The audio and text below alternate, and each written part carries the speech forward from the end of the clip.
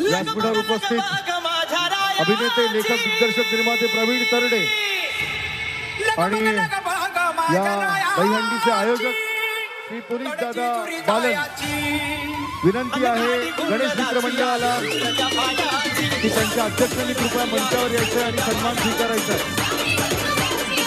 गणेश मित्र मंडळाचे अध्यक्ष मंचावरून सन्मान स्वीकारा.